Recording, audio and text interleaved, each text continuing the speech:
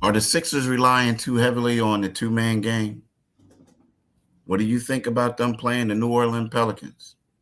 And hey, they got eliminated officially from the in-season tournament. We'll talk It's about over. that more. You said it's over. We'll talk about that more. That and more next on Locked On 76ers. You are Locked On 76ers, your daily Philadelphia 76ers podcast. Part of the Locked On Podcast Network. Your team every day.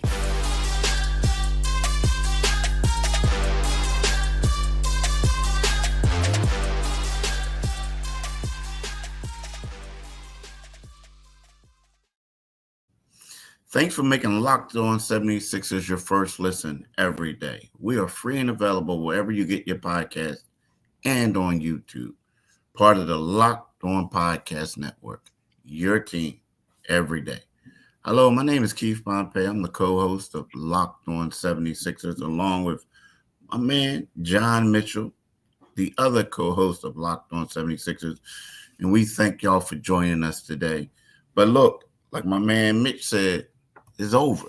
The 76ers bid to get $500,000 per person is over. They are officially eliminated from the NBA in-season tournament. So later on, we'll talk to you guys about that. But the first thing we want to talk about is their two-man game. You know, right now in the beginning of the season, the 76ers looked great. They had a free-flowing offense. A lot of different guys were getting touches. Guys are still getting the ball a little bit, but it looks like more that they're running the two-man game and they're also running things through Joel Embiid. Either they do the two-man game and Joel Embiid will hit a guy cut into a basket, or him and Maxey will basically just do what they got to do, or Joel will kick it out to somebody hitting a three. But for the most part, it's been more of a two-man game. Mitch, I want to ask you about that. The numbers offensively in regards to the team scoring and all this other stuff, you know, Maxey and Embiid are still getting their buckets.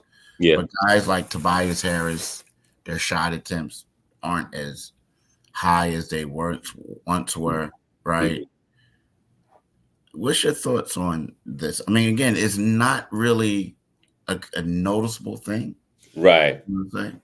But what's your thoughts on the fact that they're not as free flowing as it was in the beginning of the season? Yeah, Keith. I think that is somewhat of a byproduct now of Kelly Oubre not being in the lineup. I think I think that without Kelly in the lineup, and hopefully he'll be back with them soon, very soon. I think that the floor spacing is diminished a little bit, and it has led to Tobias being a little less aggressive. Having said that, I you know when we because they probably had the most two-man dominated offense last year when Harden was here. Um, but they're still scoring better this year, and even in those even the most recent game, he went for 138 against it, and in that 44-point beatdown of the Lakers, and they had 127 against the Thunder. So it hasn't really been an impediment, it's more pleasing to the eye when they do have the two-man game going on. And I think that this is, I mean, it's ebbs and flows to the NBA season. And I think this is one of the moments when they're like, hey, man, it's Nick Nurse is looking at him and saying, hey, Tyrese, we can play you out of this two-man game. We prefer to have ball moving around the perimeter and guys cutting. And I think you'll see a return to that when Kelly Oubre is back. Again, the question is, will he be in the starting lineup, or will he be coming off the bench? But I think you'll see more. I think you'll see the return of the more free flowing offense. Because I don't think the Sixers want to get pigeonholed into that offense. Um, this, and I don't think they will. I don't think they will. I think it's more so out of necessity than anything else right now. Yeah, and you raised a pretty good point. I feel like so when you had Kelly Oubre, you had to respect what he did, right? You just had to respect him. And when he was there before he got injured, they had 4 guys hovering around 20 points a game. Yeah. Right? And then there was a couple games where he didn't really play well offensively. I mean, in those games he played well on the defensive end. But at the same time, like they were still hovering around at 20 points. And that did enable Tobias Harris to just like go hard to the rim. Yeah. A lot of things. It was you had to you had to respect all 4. The big stat that a lot of people don't realize is before Kelly Oubre Jr. and when the ball was flowing, before Kelly Oubre Jr. went down, the 76ers were 7-1. Right. 7-1. They won 7 consecutive games. Since that particular time, the 76ers are going 5-4. And even that's a little misleading. And the misleading part about it is their first game without him, they won, right? Right. Now they won their last 2 games. So if you take that away right then and there, so we're saying they're 5-4. So if you take those 5 those 5 victories away right there, and they got a losing record and they were struggling. You understand what I'm saying? Like, so during that stretch. Yeah, on that stretch. Yeah, like the first game, they were like, okay, we won. People figured them out. And then now they finally figured out how to play without them.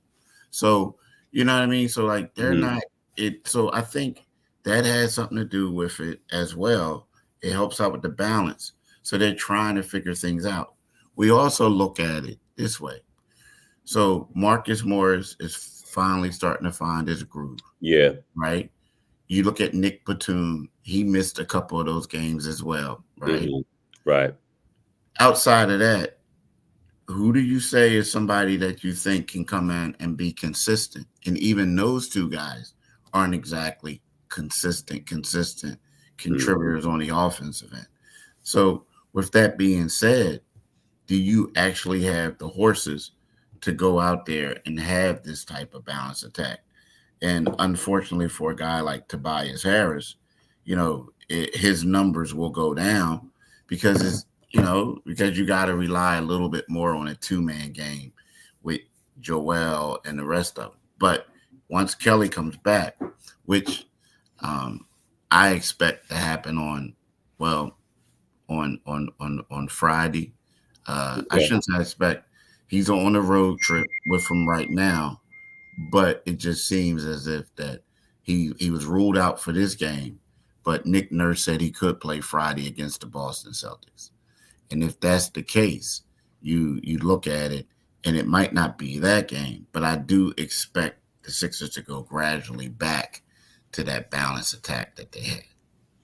Yeah, because it was number one from a fan standpoint, it's definitely more pleasing to the eye.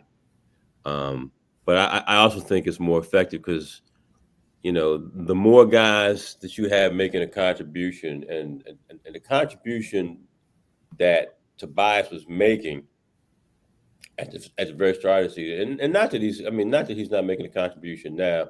Unfortunately, Tobias, he's always compared against his salary, and I always say, hey, if somebody puts that kind of money in front of you, you sign it on the dotted line.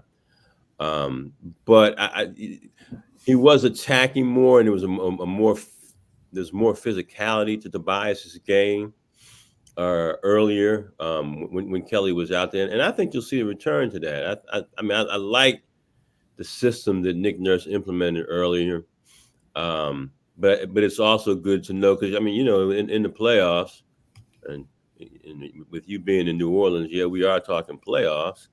I think that it will be.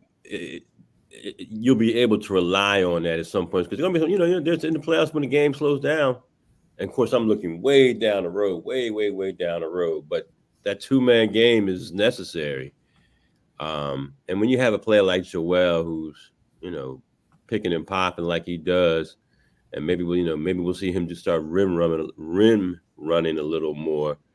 That's what I would like to see out of the 2-man game. I've never seen him be a guy who really runs to the rim. Yeah, You know, I agree. and I think that's an element to his game. And I mean, Joel's extreme. Obviously, we know how talented he is. He's not the most explosive big man in the league, and usually the rim runner is a more explosive type of player. But I would like to see that because he's so long, and but that he prefers to hit that fadeaway and that jumper when he does get the pop. Yeah, I just think it's still early, but I mean, it's early, and I think things will be corrected. I think it will. And Yeah. I don't think it's a glaring. I think it's more so out of necessity. Yeah, exactly. I think it's more necessity. But look, y'all, I want to talk to y'all about eBay Motors. Our partners at eBay Motors have teamed up with Locked On Fantasy Basketball host Josh Lloyd to bring you some of the best fantasy picks each week all season long. Whether you're prepping for a daily draft or scouting the waiver wire, every week we're going to provide you players that are guaranteed to fit in on your roster. So let's see who Josh has picked out for us this week, right? With eBay's guaranteed fantasy pick. The guy that I'm going with, I'm going to go with Scoot Henderson, right? And I know it's going to be rocky for a bit, but Scoot is back, and his value and minutes are going to rise. If you can afford some bad games, right? He is worth grabbing. So, it's true. This guy is a young rookie going through baptism by fire, so to speak. And I feel like he could be a guy that, stick with him and he'll help you out. Just stick with him and he'll help you out. Because, see, you know what? Josh Lloyd from Locked On Fantasy Basketball is going to help you win your fantasy championship. And eBay Motors knows a championship team is about each player being a perfect fit. Same with your vehicle, right? So thing about eBay, I had problems before with my car. I had to go and get parts and everything like that. And it was way better than what I thought it would be. You know what I mean? It gets to a point that, I utilize them more often than not. I'd rather go there than go somewhere and get it. Why? Because with over 22 million parts for your number one ride or die, you can make sure your ride stays running smoothly. Brake parts, LED headlights, roof rack, bumpers, whatever your baby needs, eBay Motors has it. And with eBay Guarantees Fit, it's guaranteed to fit your ride the first time, every time, or your money back. Plus, look at the prices. You're burning rubber, not cash. Keep your ride or die alive at ebaymotors.com. eBay Guarantees Fit, only available to U.S. customers. Eligibility items return. Exclusions apply. Telling y'all, go to eBay Motors now. You won't feel bad and you won't regret it. I'm telling you. Do it today, people. Definitely do it today. What about the pieces for your Bentley, man? Can they outfit your Bentley? Oh yeah, they got everything. I mean, they got everything for that. I mean, it might be a little bit more expensive, but they got everything for that. But you must be talking to the dude in the other room because I don't have. I got the hoopty, not the Bentley. I got the hoopty. Right. Yeah. But Mitch, let's talk about the New Orleans Pelicans. So the Sixers play the Pelicans tonight, and it's one of those weird things because whenever I think of the Sixers playing the Pelicans, I think of one game that I came down here, and it was, I believe, it was Doc Rivers' first game as a Sixer. No, it wasn't his first game as a Sixer. It was the second year because they won the first game as a Sixer, the old season opener. But they came down here one year, and Zion was just out there destroying everyone. Yeah. Now, I don't even know if it was Doc or was it whoever it was, but they were destroying everyone, and it was embarrassing. It was like first they had Ben Simmons on him. He couldn't do it. Then they put Joel on him. Joel couldn't do it. I remember And that. they had to put Tobias on him, and Tobias couldn't do it. But to believe it or not, Tobias played him harder than the rest of them.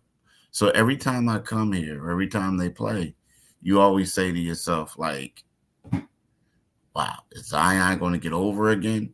And when you look at Zion, I mean, this guy is listed at 6'6", 285 pounds. He's huge, huge. But now we look at this team.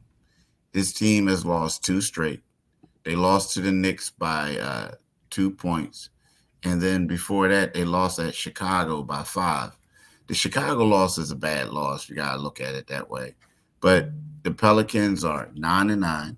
Mm-hmm. They have, they have Jonas Valanciunas, a guy who's had success against Embiid. You got Zion, and then you also have Brandon Ingram, right?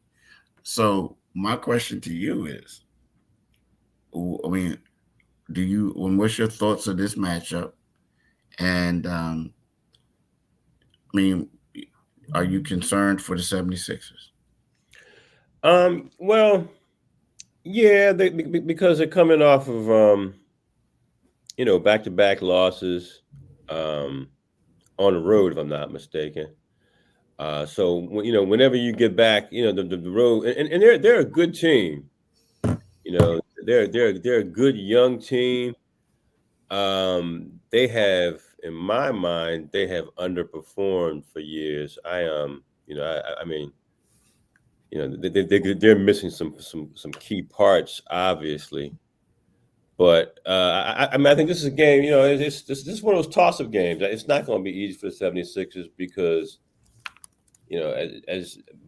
as you said, Embiid does have his problems against Valanciunas. Is another one of those names I struggle with. But there have been some times when because he's one of the few players who actually gets into Joel's body. Zion is for my money, Zion is still too heavy. I know he's one of the freakiest athletes that we've seen just from a body standpoint. People compare him to Charles, but when Charles was playing, but he's heavier than Charles, but he carries more muscle than Charles ever carried. He's like a defensive end stuck in that body. And that's not good for the long-term health of his body, because the court, a hardwood court, doesn't give on your knees or your back. So I worry about him long range. But for today's purposes, I think he operates around the rim, and he has given the 76ers problems. And we'll probably get them problems tonight because whenever let's face it, Sixers are one of those teams now. Whenever they come into your building, they're coming into your building with, with the reigning MVP, and they're still, for what it's worth, they're one of the better stories because they haven't had the bumpy start we anticipated they would have, minus the services of James Harden, who's still struggling out in Los Angeles. So I think this is one the 76ers can get. I don't see why not. If they're in a position of proving that they, we still see them as a rung below the elite teams, right? We see them as a rung below Milwaukee. We see them as a rung below Boston, who that they'll bump into again very soon.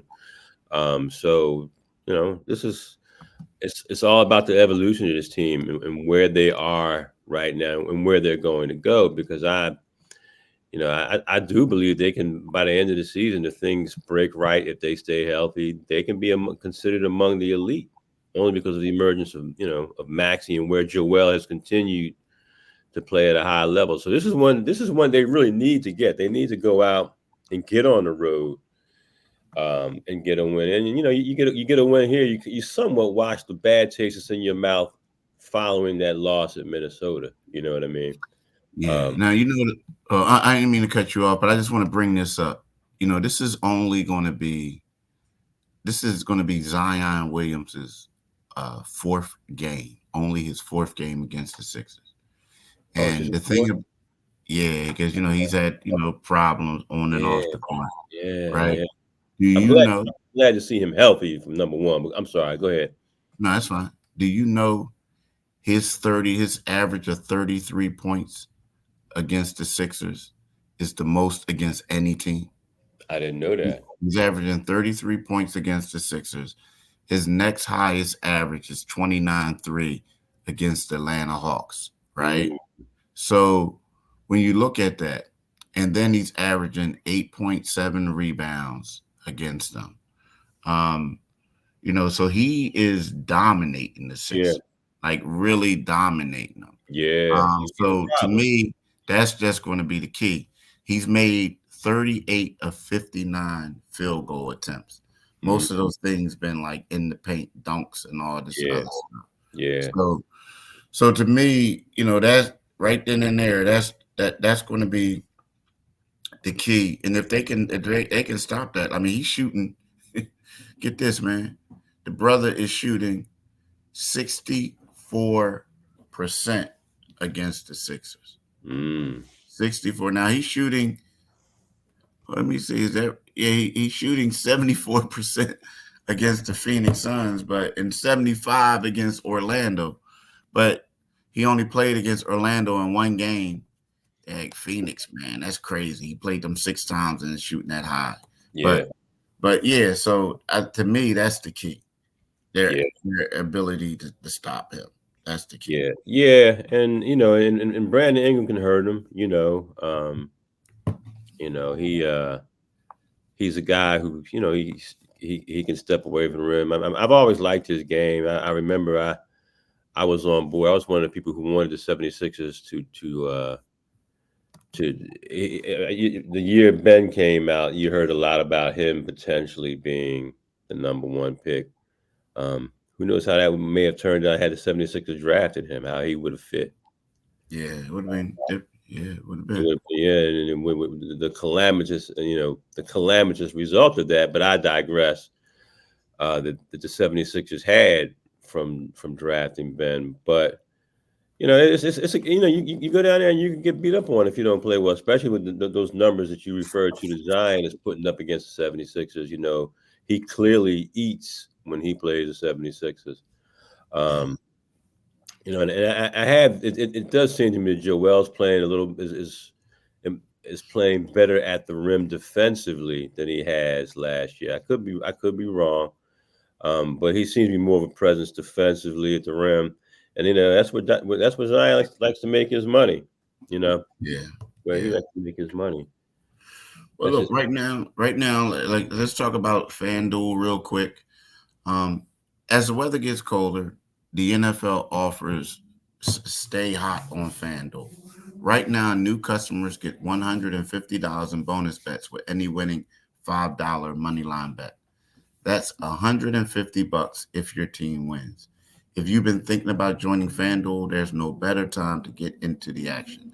The app is easy to use. There's a wide range of betting options, including spreads, player props, and more.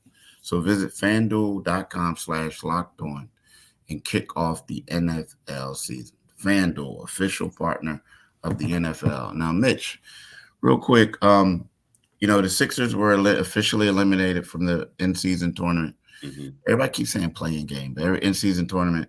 So what they'll do is they'll go to DC on December the 6th and play the Wizards, and then they'll have a home game on that Friday, next Friday, December the 8th, against the Atlanta Hawks. So what was your impressions of thus far them being eliminated from this tournament? Honestly, I think it's more so. I know some people are really into it. I never really got into it. When the Sixers were alive, I felt somewhat excited about it. But once the elimination came, I said, well, at the end of the day, it's I think it motivates the players because I mean, let's be quite honest, 500K per man, that's a nice haul, to be added to your salary. Um, but I'm kind of I'm kind of over it to be honest, Key. You know, Mm-hmm. I'm kind of over the in game, the in season tournament now. when the when they were still potentially a part of it, it attracted my interest. But now that they've been eliminated, I'm kind of over it. It's I think it's good because it does. At first, I said it's just a money grab for the for the league. But my phone was going crazy last night. With results and who's in and who's out, who's been eliminated. And almost like teams who are on the bubble. So there's obviously some interest, and they're doing a good job of fanning interest in it. But now I'm kind of like more so I'm just like, hey, man, the 76ers got Boston on the upcoming schedule. So that's I'm not getting a slice of that $500K for whoever wins it. So it is what it is. I mean, for me, it was exciting. It was better. It was more exciting than I thought it would be. But the problem is you can just look at it's like if your team is having fun and winning, the team that you cover or the team that you root for, you care about it. If they don't, then you don't care about it. Yeah. I mean, to me, it gives you a barometer of where certain teams are, like and who they are. Like right now, I'm looking at it and saying the biggest takeaway I got right now is that the Indiana Pacers are a little bit better than we thought they were going to be. Okay. You know what I mean? But when you look at it, everything else balanced out the way it's supposed to. Like the Milwaukee Bucks, the Boston Celtics.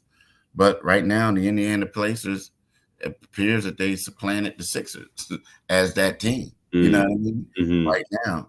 So not to say that it's going to continue to stay that way, but what it says is, in my opinion, is that the Sixers did have some injuries and stuff, but the Sixers just know where they got to work, where they work at, what work they got to do, because they were supposed to be the team that won that pool, but they came out 2-2. So that's my biggest takeaway. That's the biggest takeaway I had. And it created some interest. I do like the Sixers in the long run over the Pacers. I do like them in the long run over the Pacers, but the Pacers have, and it seems like almost just since that win, since the Pacers won the second game of that back-to-back against the 76ers, they've been playing better. Yeah, they have been, and you're right. It is for the Sixers. I do think the Sixers have a better upside, and I think the Sixers will be better.